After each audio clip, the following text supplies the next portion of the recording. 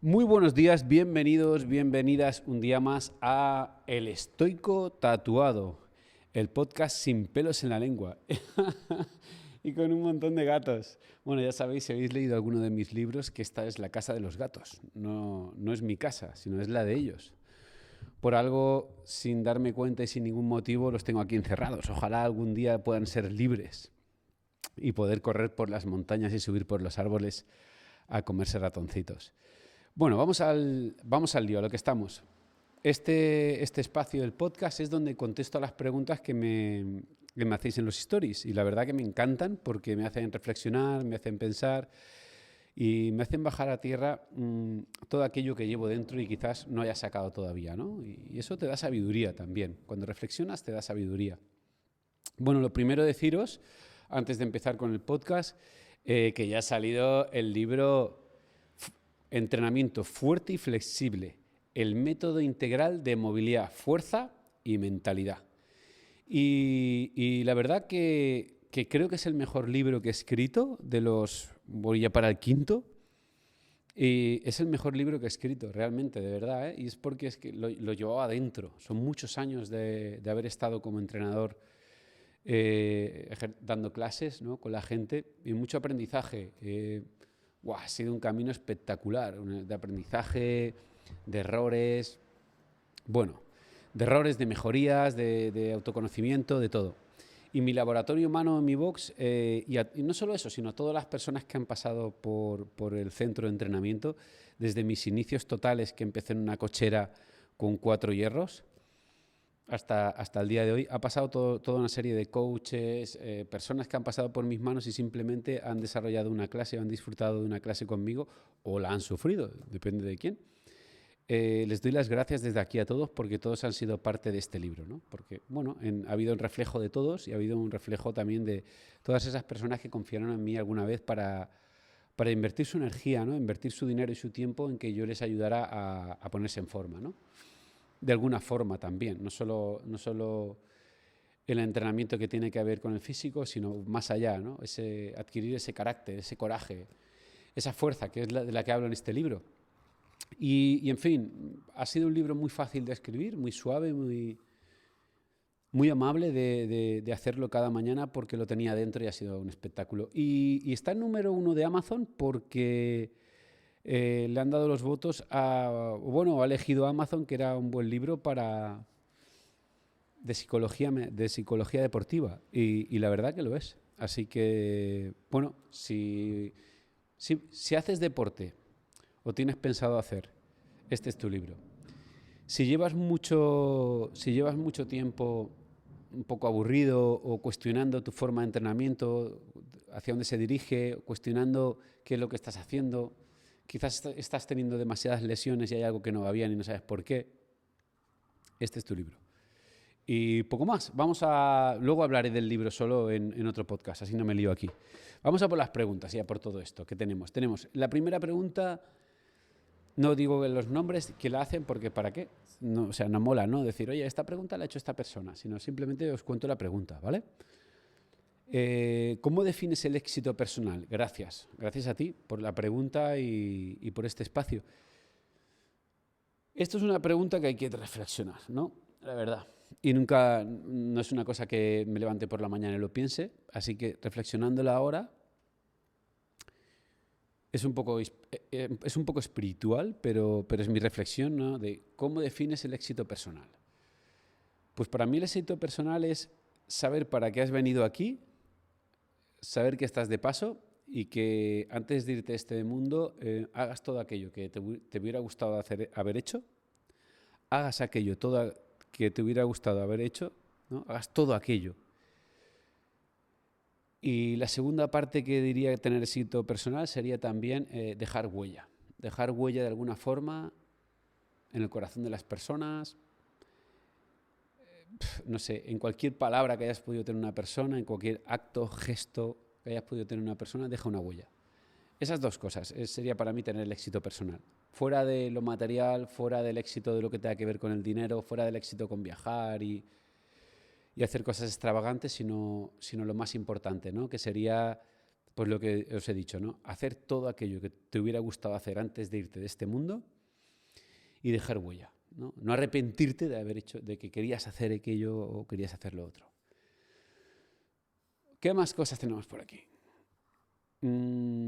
¿Cómo estás de lesiones? Segunda pregunta. ¿Cómo estás de lesiones? Pues de lesiones estoy muy bien ahora mismo. También te voy a decir de dónde vengo. Yo vengo también de un talón de Aquiles roto hace muchos años. Por un exceso de trabajo, por entrenar con un tipo de zapatillas, por no escuchar a mi cuerpo, por ir más allá de mis límites y no tener atención a mi cuerpo de lo que me estaba diciendo, ¿no? De lo que me estaba avisando, y al final te rompes por tu parte más débil además. Y de esto hablo en el libro, en Bamboo Gym, en el libro explico la historia del talón de Aquiles, cómo me lo rompí y cuáles fueron las enseñanzas que tuve. Y también explico la espalda, ¿no? Actualmente me encuentro sin lesiones, sin lesiones, pero vengo de una lesión L4, L5 y S1, y eso me va a repercutir toda la vida. No te voy a decir se me curó, no, eso está ahí. Yo pienso que ha sido reabsorbida por el tipo de entrenamiento y la forma que la he llevado, pero yo tengo dolor. Pero no es el dolor que tenía al principio, ni mucho menos, pero cada 2 por 3 pues se me enganchan un poco, se me contraen. Si no tengo cierto cuidado con determinados movimientos, tengo que reducir la carga, reducir la intensidad. Pero después de esta gran lesión y curándola yo mismo por mi propio entrenamiento y mi propia forma de verlo, me ha capacitado de nuevo como para hacer algo impensable, que era, por ejemplo, luchar, ¿no? O sea, sí que es verdad que yo me dejé la lucha, pero luego con una lesión así piensas que jamás lo vas a hacer en tu vida. O sea, es como una quimera, ¿no? Es algo que sería imposible. Y de repente te ves que puedes estar luchando y dices, wow, o sea, ¿en serio? Tengo 47 años y puedo estar luchando de tú a tú. O sea, me parece espectacular porque lo único que hago es añadir años a mi vida, ¿no? Y si amas la vida vas a entender que tu cuerpo te va a acompañar. Y te puede acompañar en una silla de ruedas o te puede acompañar haciendo todo aquello que te gusta y todo aquello que puedes disfrutar. Con lo cual vas a disfrutar el doble de la vida y vas a disfrutarla más extensamente. ¿Qué os parece a Bambú? Mi chico. Este es del que os hablo, que es Bambú. Este es mi gato, este es el que despertó el amor por los animales en mí. Lo amo. Y bueno, esta maravilla de personaje es un gato bengalí. Estos gatos, los bengalíes, vienen de una raza, como veis, es como un gato leopardo, ¿no? ¿Veis que parece un leopardo? Incluso tiene como faceta así como de... Fijaros, es como una especie de tigre, entre tigre y leopardo pequeño, ¿verdad? Es maravilloso, mi chico. Tiene la orejita rascada, alguna pelea. ¿Y qué pasa con esta raza? Que bueno, esta raza viene de hace 50 años. Alguien en Indonesia tenía una gatita en casa y de repente tuvo crías. Y él vivía como en mitad de la selva. Y las crías salieron todas así leopardas. Y es que se la montó un macho bengalí original, que es un leopardo pequeñito, una raza de leopardo de Indonesia. Salieron las crías y este señor lo que hizo fue intentar replicar constantemente esa raza, ¿no? Poco a poco, o sea, con cría selectiva para que no se fundiera en un gato doméstico común. Entonces tiene 50% de leopardo y 50% de gato común. ¿Qué pasa? Que esto le confiere una fuerza, una forma de carácter y de ser diferente a los otros gatos, a los que tú y yo conocemos como gatos de calle, que son los otros dos que tengo por aquí. Voy a nombrarlos porque si no se enfadarán. Una es Kali, la diosa de la maldad, la diosa de la ira, y la otra es Bu, que Bu es como un susto. Bu. Le llamamos, ahora os cuento la historia. Entonces, Bambú, como veis aquí, pues eso, es un tigre bestial y es el que está inspirado en el libro de Bamboo Gym. Una, por el nombre, bambú fuerte y flexible, si te gusta la botánica y tal, y si te gustan los animales, por pues, la fuerza, la movilidad, la agilidad, todo que tiene, la flexibilidad que tiene un gato. Es espectacular. Pero bambú más, sobre todo, por esa ¿cómo diríamos? Esa característica de su raza, ¿no? Entonces, ves cómo salta, que es una cosa de locos, es increíble. y hace cosas increíbles. Entonces me inspiró, ¿no? Porque tenía las dos. Bambú como nombre, como el gato, como estos gatos que los gatos nunca pierden la movilidad, ni la flexibilidad, ni la fuerza. No veréis un gato mayor. Parece mayor, pero puede pegar un bote enorme en un momento. Y es por eso, porque o sea, siempre la utilizan en su estado natural, pues no la pierden. Ya sabéis, lo que no utiliza se pierde. Vale, entonces, volvemos a Bambú. Bambú es el nombre que le puse al libro porque es bambú en español y bambú junto, escrito en inglés es bamboo, representa el libro, la agilidad, la fuerza, etc, etc. Esto he contestado lo de las lesiones, lo que pasa es que me he ido un poquito de vareta. Vamos a por otro. ¿Sueles usar zapatos o sandalias? Mira, cuando tuve la lesión del talón de Aquiles me cambié la forma de entrenar y entre ellos lo primero que hice fue volverme un friki del entendimiento de los pies, de por qué funcionan los pies, por qué entrena la gente descalzo, qué beneficios tiene, barefoot, todo. Entonces me hice muy radical y me tiré todos los zapatos, tiré todas las zapatillas y lo hice como todo sin drop, plano y todo zapatillas súper minimalistas, tipo espartanas, nada, con el mínimo, ¿no? Que mi pie sea lo más natural y lo que más en contacto esté con la naturaleza y con el entorno, ¿no? O sea, me quité el ego de si estoy más guapo o menos y lo único que buscaba es la alineación de mi cuerpo y la salud a largo plazo. Entonces, respondiendo a tu pregunta, zapatos no tengo. Alguno me quedará por ahí a lo mejor, pero nada, zapato como tal no. Así como antes utilizaba un zapato italiano, etcétera, no tengo. Eso los tiré todos. Y tengo, la mayoría de mis zapatillas son una marca que se llama... A ver si me acuerdo ahora. No me acuerdo ahora. Es una marca que venden en AliExpress, vale 11 euros y es brutal. Tengo algunas Vivo Barefoot también, que son un poco más elitistas. Pero al final lo que tienes que entender es que la punta sea ancha, que sea planita, que tenga cero drop, que sea muy blanda y que no tenga ningún refuerzo en el tobillo. Porque tú lo que quieres es que la zapatilla sea un guante. Entonces, estas van muy bien. Van muy, muy bien. Y por lo demás, siempre descalzo por todos lados. Tal cual, como viene la naturaleza, como soy, humano. Vamos a por la siguiente pregunta. ¿Cómo manejar situaciones en las que ves incoherencia en los demás y no frustrarte? Bueno, pues no sé, tendría que tener más contexto esta pregunta para poder entenderla bien. Pero así a voz de pronto me suena, tú estás viendo que los demás tienen incoherencia y entonces tú te frustras. Pues yo te diría que es una cosa que está en ti, porque incoherencia, ¿qué es incoherencia y qué no es incoherencia? ¿Qué es verdad y qué no es verdad? ¿Qué tiene sentido y qué no tiene sentido? Pues depende de los ojos de la persona, la percepción que tenga, la vida que haya vivido, pues, imagínate, ¿no? Ahí lo que hay.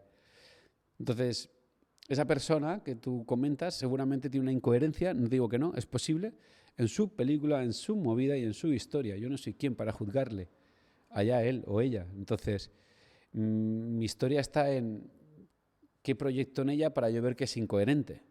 Entonces, si tú estás viendo una incoherencia en ella, es posible, me lo invento, que tú estés teniendo una incoherencia en tu vida en algo. Y no en eso de esa persona, sino en algo. Esto es bioneuroemoción. Es hacer de espejo con la otra persona, ¿no? Si tú tienes esa incoherencia, busca en tu vida en qué estás siendo incoherente. Por ejemplo, a lo mejor estás siendo incoherente en tu pareja, en tu trabajo, en la forma que comes, en la forma que piensas. Estás siendo incoherente en una cosa que quieres hacer pero haces otra, ¿no? Yo me observaría a mí mismo porque estoy viendo esto de otra persona. Vamos a por otra pregunta. ¿Con qué conectamos cuando meditamos? ¡Wow! Esta es muy buena. Y luego hay otra, la misma, ¿no? Dice, ¿con qué conectamos cuando meditamos? ¿Dónde estamos? Y la experiencia más heavy que tuviste. Pero esto yo lo voy a hilar con el máster que acabo de terminar, que es el máster de expandidos de la conciencia, de estados expandidos de la conciencia, ¿vale? Va a ir todo unido. Entonces, ¿con qué conectamos? ¿Con qué conectamos? ¿Dónde estamos? Y la experiencia heavy que tuviste, ¿no? Vale. Mirad, en el curso he hecho un máster en estados expandidos de la conciencia por el doctor Josep Fericla, que para mí es todo un mentor en este tema, que tiene que ver pues, bueno, con etnología, etnobotánica, tiene que ver con toda la parte ancestral, ¿no? Y el tipo es maravilloso. Entonces él habla de algo muy interesante que lo he estado aprendiendo en todo este desarrollo, que es la parte del subconsciente, del inconsciente, ¿no? De llegar a esa matrix, esa matrix o ese estado en el que ves la realidad tal y como es, ¿no?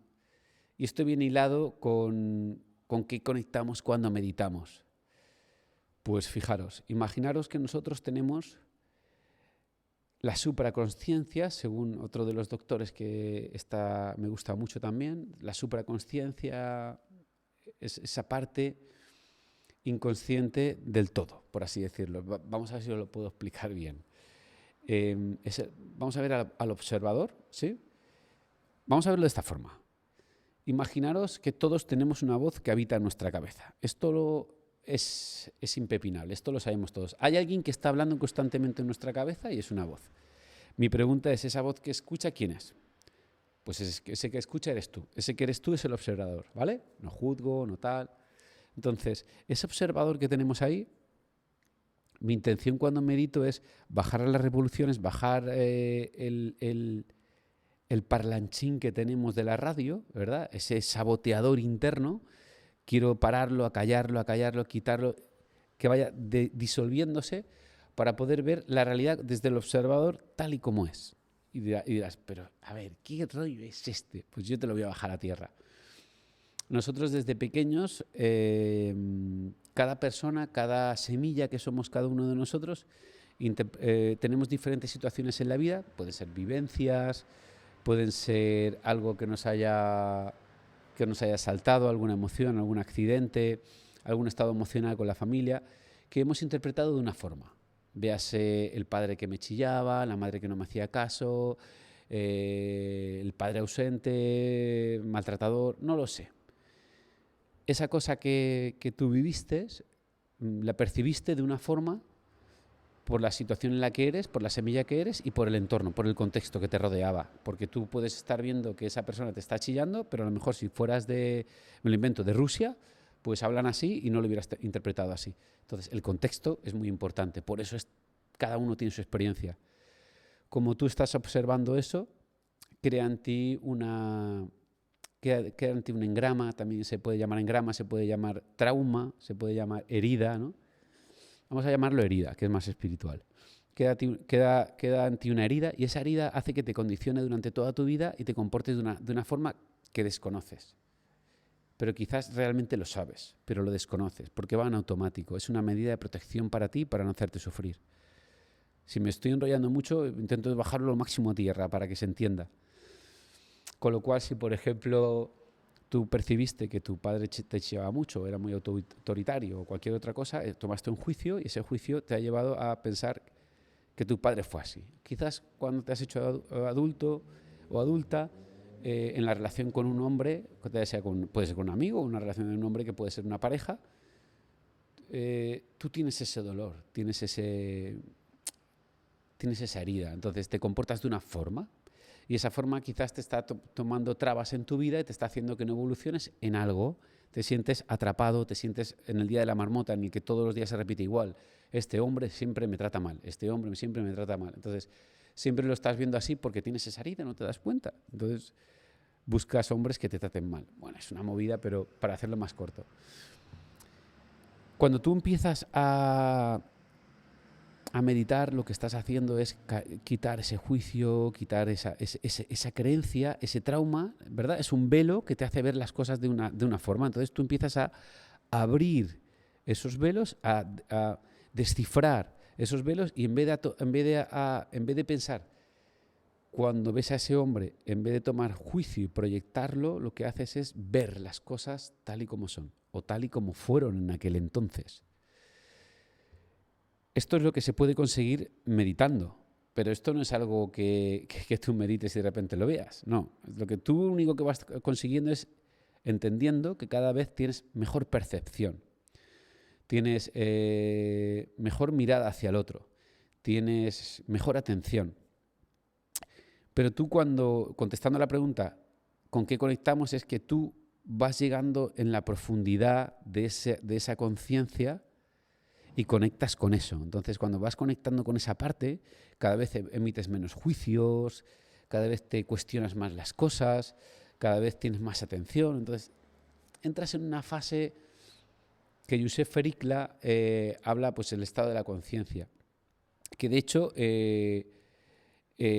ellos lo utilizan para hacerlo con ayahuasca, porque este máster del que os hablo es un máster en estado expandido de la conciencia a través de los enteógenos y en el contexto del DMT, de la ayahuasca. Y entonces entras en ese mundo y ahí, pero con la ayahuasca sale diferente, todas esas partes salen diferente. No sé si dará tiempo para contarlo, pero estaría guay. Si queréis os cuento un poco y así lo entendéis también desde la ayahuasca, ¿vale? Y así no pasa nada, un poco es información también. ¿Qué pasa con la ayahuasca? Muchas veces, ya me voy de esta pregunta, ¿vale? La idea es que entramos en una conciencia que no enjuicia, que no toma juicio, etc., ¿no? Nace la intuición, pero ahora ya me voy a la ayahuasca. Es como si me hiciera yo otra vez otra pregunta. En estados expandidos de la conciencia, en este curso que yo he estado, lo que se busca es el contexto y se busca el cómo se hace la toma. Entonces, tenemos una equivocación muy grande con el tema de la ayahuasca y yo soy una de las personas que yo he ido a tomar ayahuasca, pero el contexto no tocaba, el contexto no era idóneo. O sea, si alguno de los que estáis escuchando este podcast os da porque queréis ir a tomar ayahuasca, ya os digo yo de aquí que no os interesa para nada. ¿Y por qué? Porque vais a escuchar este podcast y le vais a encontrar el sentido. Y el sentido es que hay 3 tipos de forma de toma de ayahuasca. En el primero es en el contexto chamánico, que es el que se suele hacer, y en el que se toma desde una forma vista del chamanismo, pero sin tener el contexto adecuado para el occidental, que somos nosotros. Entonces, ya sea si tú te vas a hacer la ayahuasca y de repente te hacen la toma, te ponen el contexto que no tiene nada que ver contigo, o sea, lo que ves, el contexto es lo que ves. Y de repente te dejan eso como lo que me pasó a mí, te dejan tumbado en un lugar y te tumbas ahí a ver tus movidas. Esto no es tomar ayahuasca para un occidental, no tiene sentido. Y oye, agradezco mucho a donde fui, o sea, no es una crítica contra donde fui hace muchos años, sino que no es como se tiene que hacer. No es como se tiene que hacer. Esto se hace de otra forma. Este es el rito chamánico, que es el que estáis acostumbrados a ver, al que habéis visto por ahí muchas veces, animista sobre todo. Porque claro, si tú vas a un chamán y te dice que, esto lo cuenta Fericla, tú vas a un chamán, a una persona donde vas a tomar ayahuasca y de repente te dice, no, las 4 sangres y te llegó el jaguar y no sé qué, para ti no tiene mucho sentido porque tú no estás en ese contexto criado en ese mundo. Entonces, igual que para cada contexto se necesita una cosa, para esto es igual. Nosotros el occidental entiende otra serie de cosas que al final son metáforas que quieren decir lo mismo. O sea, el chamán con las 4 sangres quiere decir a lo mejor, en un terapeuta te tendría que decir pues, por las 4 partes tuyas familiares. Entonces ahí lo entenderías, pero las 4 sangres no lo entiendes. Entonces, el que va a tomar ayahuasca tiene que tener esto claro. Tiene que haber un contexto para un occidental.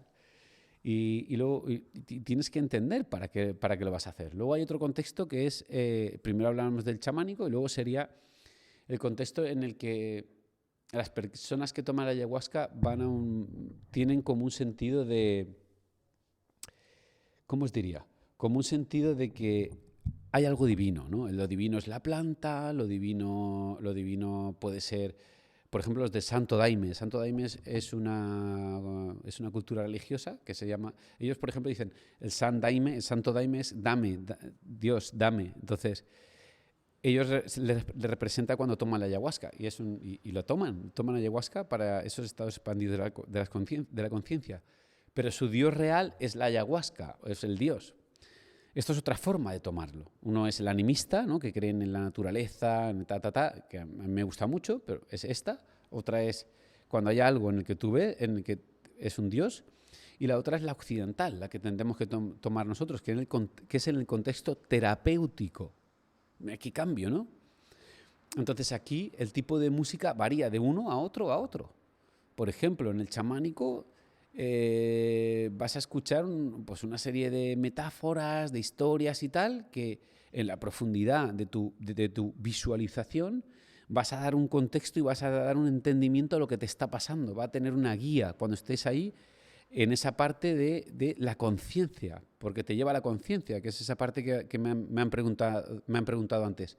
¿Con qué conectamos con la meditación? Pues en la ayahuasca llegas a esa conciencia, pero haciendo el contexto bien. Entonces, los que están en la selva tienen ese contexto, y luego están los de Santo Daime, que por ejemplo tienen en la música tienen como canciones en portugués en las que hablan diferentes cantos que tengan que ver con valores, con algo que te vaya a hacer sentir y te vaya a hacer profundizar para cuando regreses.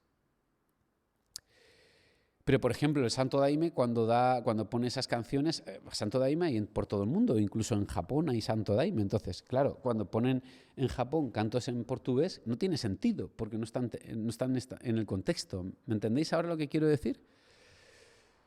Y luego está la otra parte, que es la ayahuasca tomada en psicoterapia, que eso es otra historia muy diferente. Entonces, en psicoterapia tienes que tener una intención clara y una forma. Y el guía, o sea, yo me he formado para ser guía. Entonces, el guía tiene que ser un mentor para esa persona. No es un chamán, ¿verdad? No es un gurú, tiene que ser un mentor, tiene que ser un guía. Es diferente. Entonces, como tú te presentas a la gente que vas a llevar, es diferente.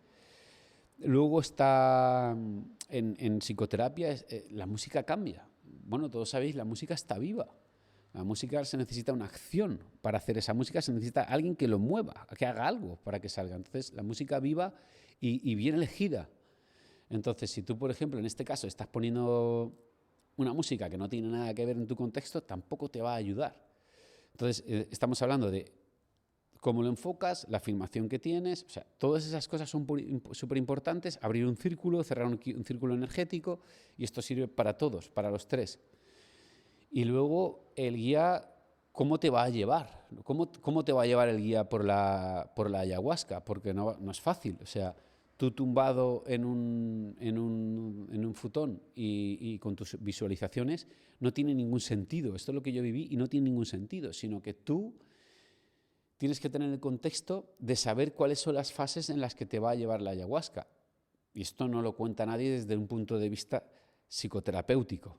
Nadie. Entonces, ¿por qué no lo cuenta nadie? Porque no lo saben hacer. Saben hacer el chamánico, el otro, y el terapéutico no lo saben hacer. Es simplemente no tienen la información.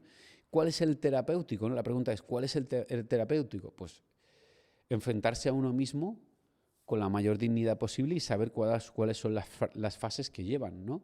Por ejemplo, sentarse en una silla simplemente y estar con la espalda recta y una actitud empoderadora, se diría, ¿no? Como, oye, yo voy a tomar esto porque esto va a hacer que abra, porque la planta no es el Dios, la planta no hace nada del otro mundo que tú no tengas. O sea, la planta es un medio para un fin.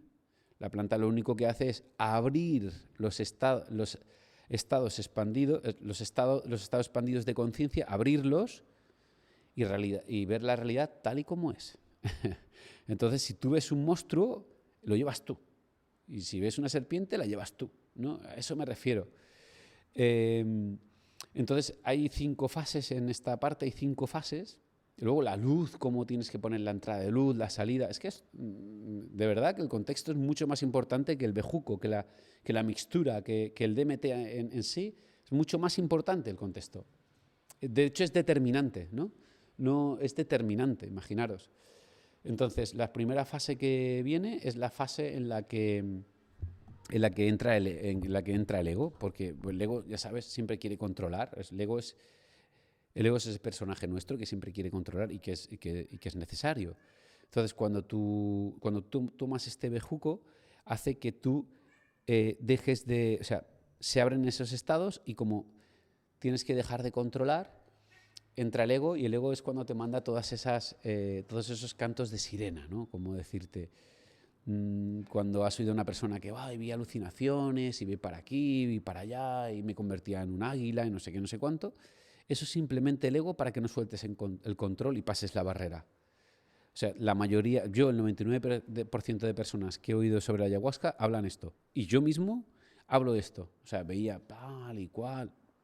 Pero nadie me guió para levantarme la cara en ese momento y decir, ahora pasa el siguiente paso, ¿no? El guía.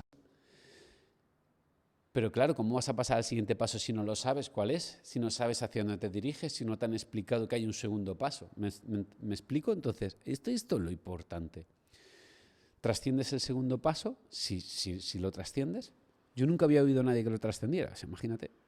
Y ya pasas a una parte que es la parte de la autobiografía. ¡Wow! Esa parte de autobiografía que es cuando te sumerges en lo que decía la psicología junguiana, ¿no? Jung. Te sumerges en los abismos, ¿no? En la profundidad de los abismos, en la noche oscura del alma. ¿Qué es la noche oscura del alma? Es esa parte que te hizo la herida, el trauma, la herida, ¿no? Esa es la noche oscura del alma. Por ejemplo, cuando yo entré en la cárcel hubo una noche oscura del alma. Cuando tuve el talón de Aquiles roto, noche oscura del alma. Cuando me pasó no sé qué, noche oscura del alma, igual que a ti. Entonces, cuando estás en la ayahuasca en la segunda fase, entras en tu autobiografía y empiezas a hurgar en ti y hacerte una biografía poco a poco. Esta es Cali, ¿ves? Mira qué maravilla. Esta sí que es buena. Empiezas a hacer una biografía de ti y vas poco a poco y vas viéndote todo lo que has pasado en tu vida y esos juicios de los que hablábamos antes, por qué los has tenido, desde qué perspectiva. Entonces, hace que el ego deje de enjuiciar y vea esa herida de otra forma. Quizás hay otra percepción para verla.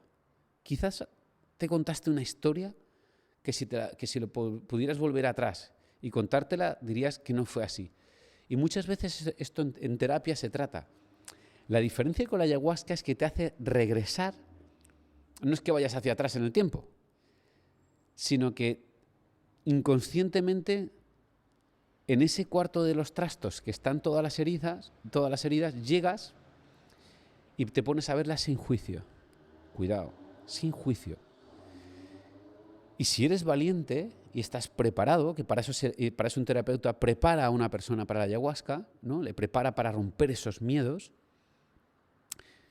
capaz que lo empiezas a ver de otra forma. Entonces, cuando lo empiezas a ver de otra forma, es posible que cuando regreses otra vez y lo integres, aquí viene otra vez la fase del terapeuta que sepa hacer que lo integres, ya no lo ves igual, con lo cual ya no eres el mismo. Con lo cual ocurrió, como dice en la Biblia, un milagro, que no es más que un cambio de percepción, que es todo esto que estamos hablando ahora.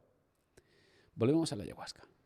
Estamos en la segunda fase, la autobiografía, entonces ahí puede haber dolor y puede haber mucho marrón y puede haber mucha mierda, porque a lo mejor hay algo que no quieres ver, que no supiste ver, o que a lo mejor enjuiciaste y ahora mismo dices, madre mía.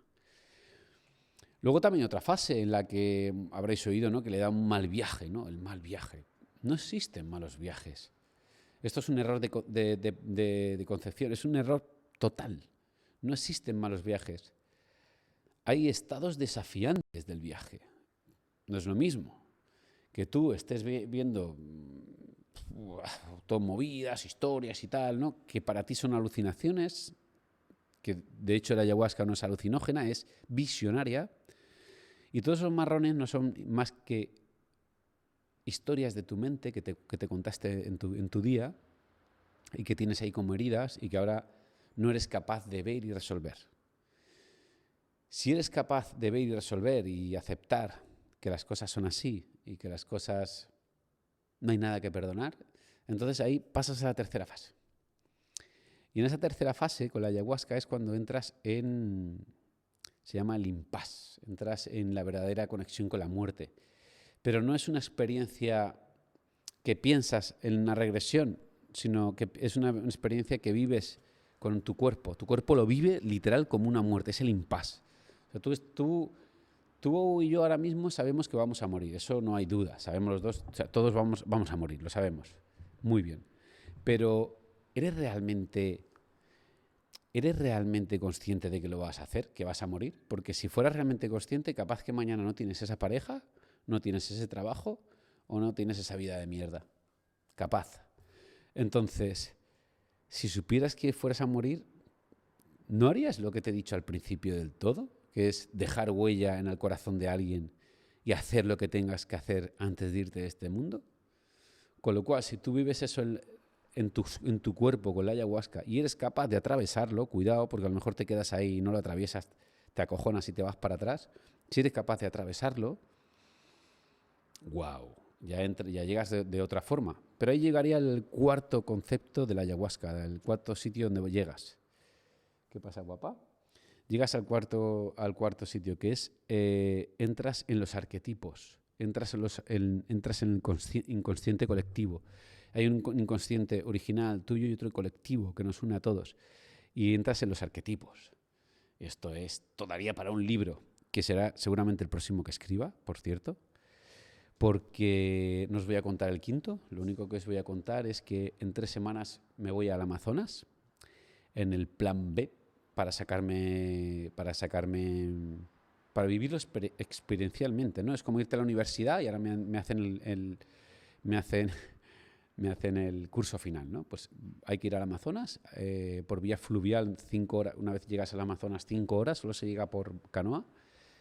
Después de 2 millones de mosquitos y sanguijuelas, llegaremos a algún lugar perdido en la selva y estaré 11 días siguiendo estudiando psicoterapia aplicada a los enteógenos y a los estados expandidos de la conciencia, esta vez con rituales chamánicos y rituales de Occidente en versión terapéutica, tanto con Josep Fericla como con chamanes y taitas de la zona. O sea, un espectáculo. Eso va a ser un espectáculo. Eso sí que es el encuentro con uno mismo, de verdad, desde más profundo, y hurgar en aquello que no se ve. Pues cuando vuelva, tengo pensado empezar un libro que tratará de todo esto que os estoy hablando, con toda la experiencia y todo lo que viviré y alguna cosita más. Tengo pensado en ese propio libro alguna cosita más. Quizás me gustaría a lo mejor entrevistar a varios luchadores de diferentes disciplinas y saber qué es lo que tienen en la mente cuando van a luchar o cuando están luchando. No sé, igual hay una mezcla de todo esto. Veremos. Vamos a seguir, que si no el podcast se va a hacer muy largo. ¿Qué es el máster de estados? Esto ya lo hemos hablado. ¿Qué tipo de música escuchas para meditar? ¿Y cuántas veces al día o a la semana meditas? Muy bien. Medito 5 días a la semana. Ese es mi objetivo siempre, 5 días a la semana. Descanso en fin de semana. ¿Debería hacerlo en fin de semana? Sí. Me gusta tomar mis descansos, es como mi reconocimiento, ¿no? Bueno, pues ahora suelta un poco, Alberto, no seas tan rígido, ¿no? Tan estricto, y descanso los fines de semana. Eso no quita que el fin de semana tengo el sábado, que es el día sin tecnología, y entonces también descanso mucho, aunque no medito profundo, ¿no? Porque la meditación profunda es otra cosa, eso. 5 días por semana. Y media hora, 30 minutos. Eso es lo mínimo que se tiene que... Lo mínimo para meditar que tenga una base es media hora. Lo demás, bueno, pues estás acercándote y no está mal, pero sigue entrenando para llegar a media hora. ¿Qué tipo de música escuchas?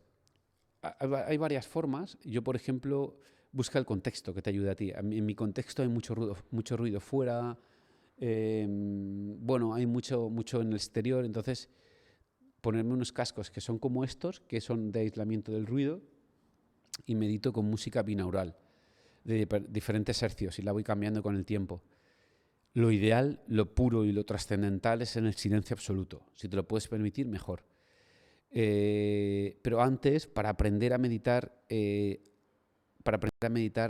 que tener una guía. Entonces, te recomiendo una guía primero. Te recomiendo un mentor que te enseñe todos los pasos. Te recomiendo a Marta Chulia. Pon martachulia.com, que es mi mujer, la número 1 en esto. Ella vive por y para esto. Ella suda esto, ella transpira esto.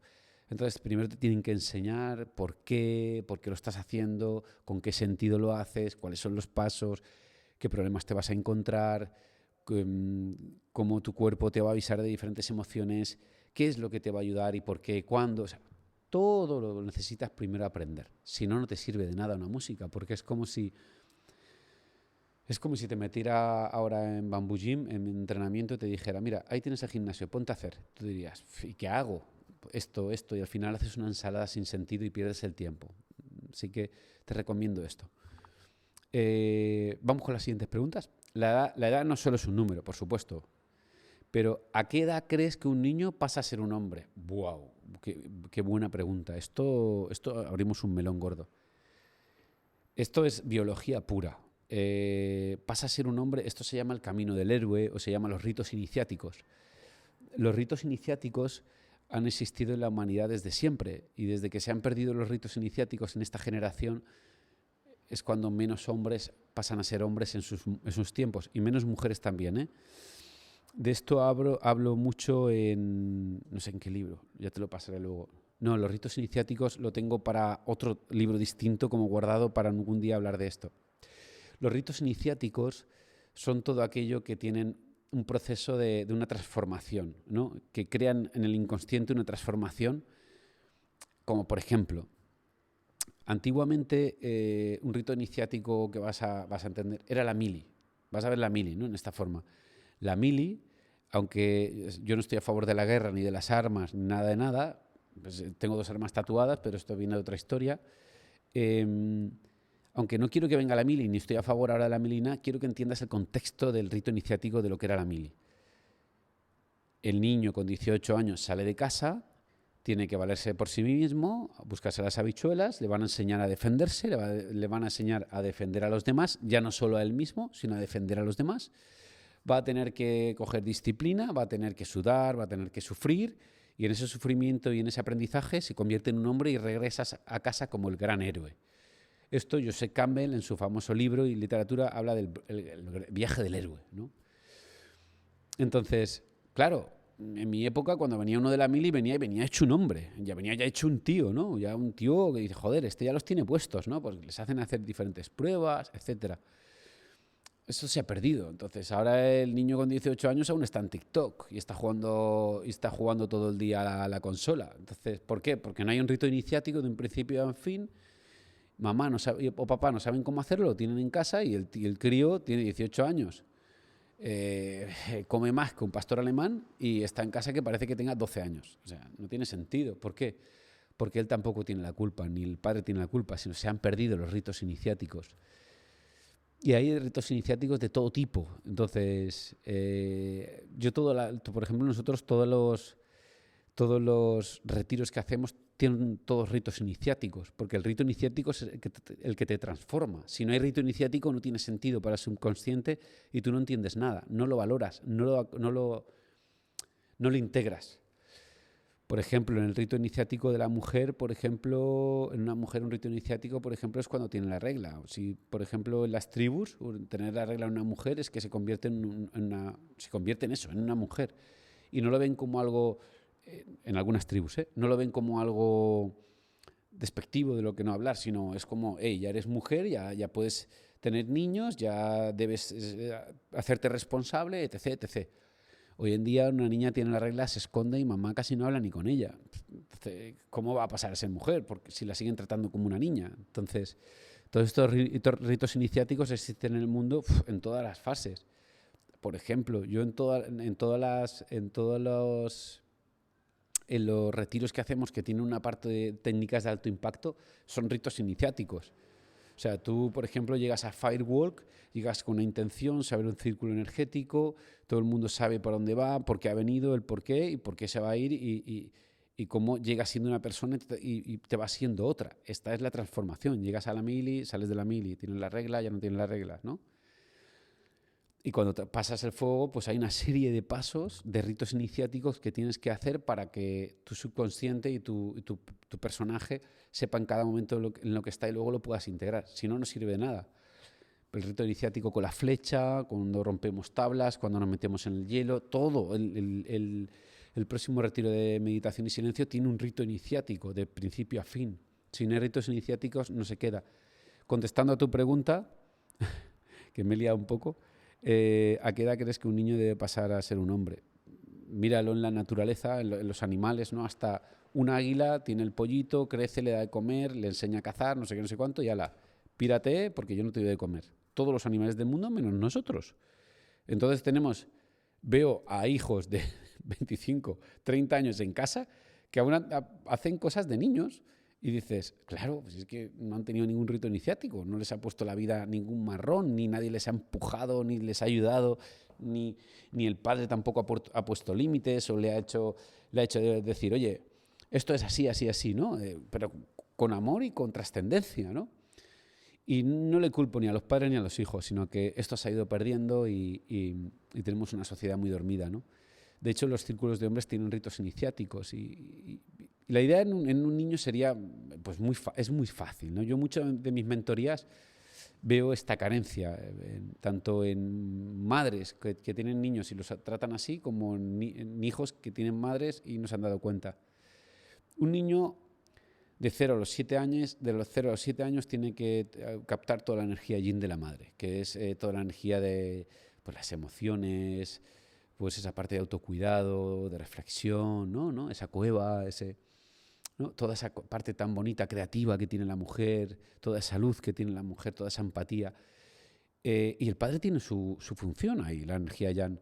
Pero a partir de 7, 8, 10, 11, ya viene lo que se llama simbólicamente, en psicología se llama simbólicamente la muerte de la madre, que no es más que un concepto, que es la madre ya le da pie al padre a que tome más acción y tome más presencia.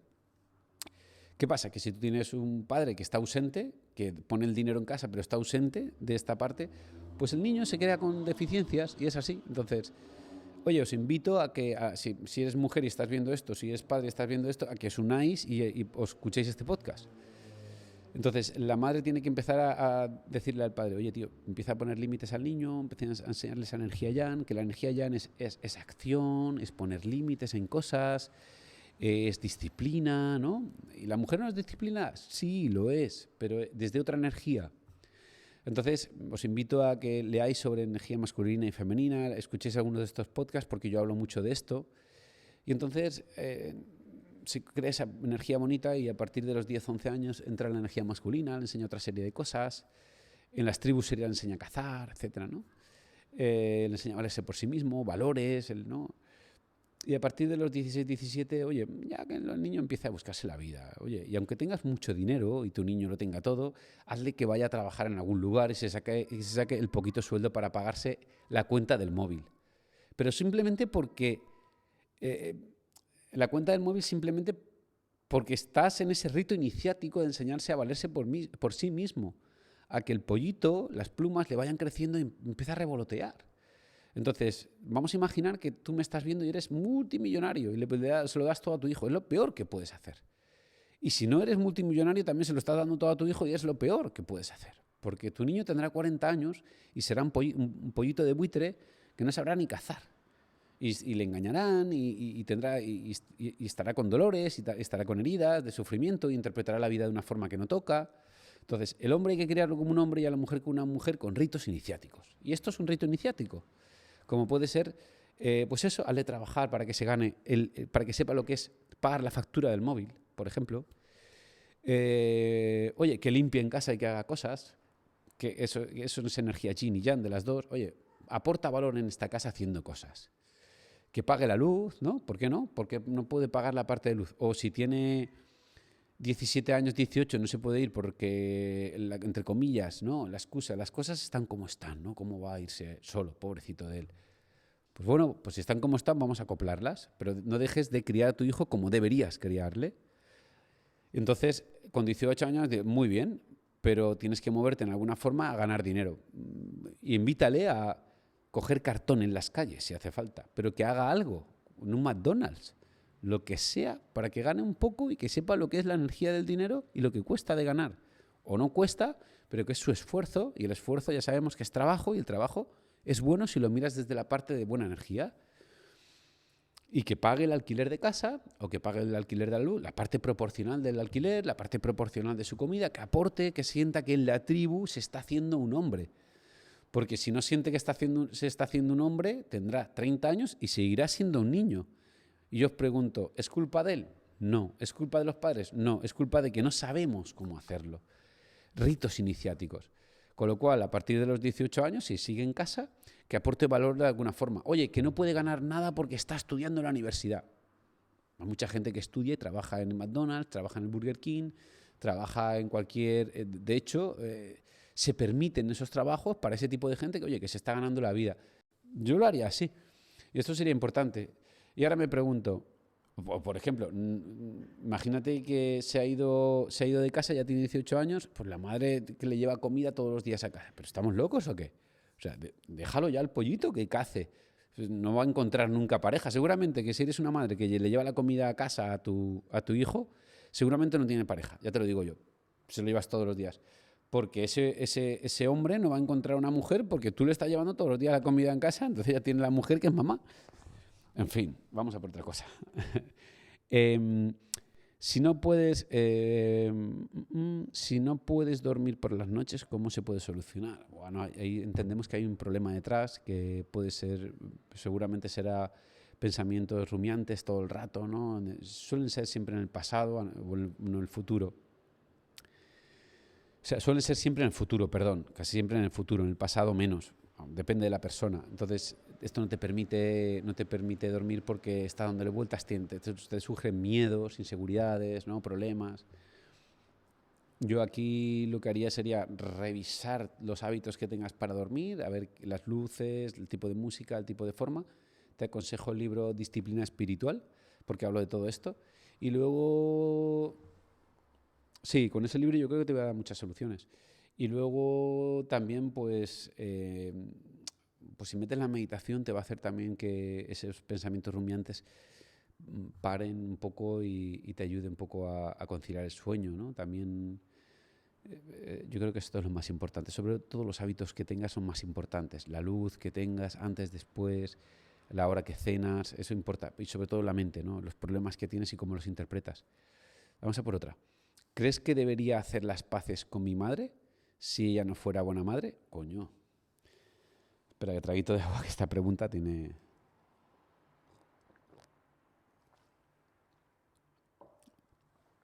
¿Crees que debería hacer las paces con mi madre si ella no fue buena madre? Bueno, otra vez un juicio. Hay un juicio de que no fue una buena madre y que es ser una buena madre.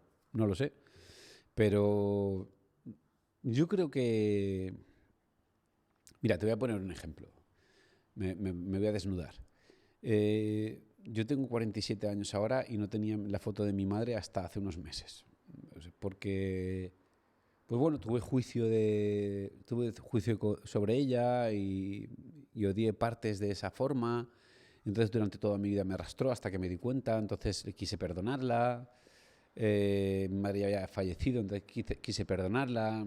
La perdoné. Luego me di cuenta que no había que perdonar nada porque yo no soy ningún juez. Y luego con el tiempo, más adelante, me di cuenta de que tenía que honrarla y tenía que hablar de ella desde un punto de vista bonito, porque simplemente mi madre me dio la vida. Y todo lo que más que le pida son expectativas y exigencias de lo que tendría que ser para mí una madre. Así que si tu madre te ha dado la vida, ya está bien, está todo bien. Y si además has tenido la suerte que te ha dado la teta cuando más lo necesitabas, que tú eras vulnerable, premio, no pidas más. Todo lo demás es un juicio. Entonces... la última forma de conectar con mi madre, ¿no? Y hacer las paces, como tú dices en esta pregunta, fue tener una foto de ella. Entonces le pedí a mi hermana una foto de ella y me la dio hace unos meses y me la puse en el altar como honrando a mi linaje, ¿no? A mi madre, honrarla a ella y a su linaje y a su abuela y a todo lo que venía, porque esto es un auténtico perdón hacia mí mismo, ¿no? Y entonces yo creo que sí que deberías hacer las paces con tu madre. Si tu madre es una persona tóxica, que no tiene nada que ver una cosa con la otra, puede ser perfectamente una madre tóxica. Si tu madre es una madre tóxica, pues no pasa nada, está bien. Pues puede ser que te alejes de ella, normal, como lo que hemos hablado antes del pollito, ¿no? El pollo de repente termina en el nido y no necesita a la madre, la muerte de la madre. Pero si crees que la necesitas, oye, pues estupendo, pero si no, no es imprescindible. Si la madre te hace dolor, daño, todo esto, ¿no? Entonces la muerte de la madre. Pero haz las paces, porque no tienes por qué tenerle odio, ni rabia, ni nada por nada que haya hecho. Sino hasta aquí hemos llegado, ya está, pongo un límite y ya está. Y ya está. Yo aconsejaría tener una foto de tu madre, pase lo que pase, como un honrar a tu linaje. No sé cuánto ha durado este podcast, espero haberme explicado bien. Igual a veces me enrollo y me lío, pero bueno, para eso está este podcast, para para desarrollarme, para compartir con vosotros una manera de ver y entender el mundo y la vida y sobre todo la filosofía. Así que hasta aquí, muy buenas a todos y gracias.